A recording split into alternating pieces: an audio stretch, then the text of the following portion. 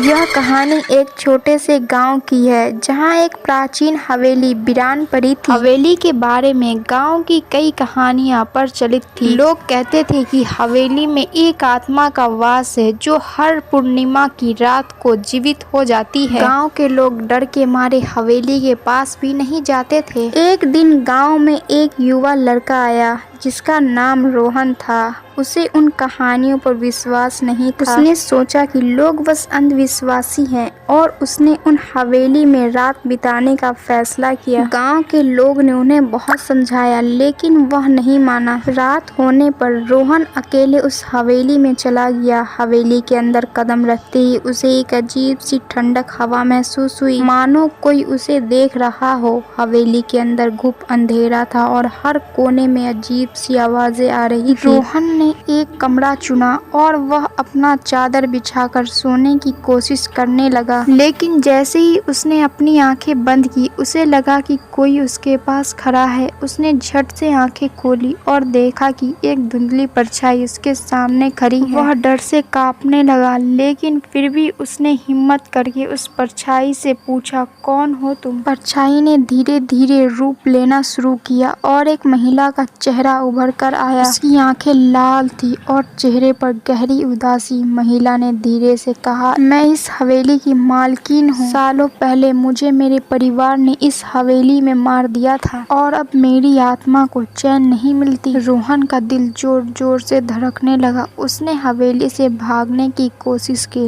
लेकिन उसके पैर मानो जमीन में ही अटक गए थे। महिला की आत्मा ने कहा, हर पूर्णिमा की रात मैं यहाँ आती हूँ अपने मौत का बदला लेने के लिए। अब तुमने मेरी नींद में खलल डाला है, इसलिए तुम्हें इसकी सजा मिलेगी। रोहन की आंखों के सामने अंधेरा छा गया और वह बेहोश होकर गिर पड़ा। अगली सुबह गांव वालों ने रोहन को हवेली के बाहर बेहोश पड़ा हुआ देखा। उसके चेहरे पर डर की परछाई थी और वह बार बार एक ही बात कह रहा था, वह आ रही है, वह आ रही है। गांव वाले ने उसे उठाकर ले गए, लेकिन इसके बाद भी रोहन कभी भी ठीक नहीं हो पाया। वह हर रात चिल्लाते हुए उठता है, कहता है कि महिला उसकी आत्मा लेने आ रही है। हवेली आज भी वीरान पड़ी है, लेकिन अब कोई भी वहां जाने की हिम्मत नहीं करता, क्योंकि वे लोग जानते हैं कि वहां एक भूली हुई आत्मा का इंतजार कर रही है जो बस बदला लेने का राह देख रही है।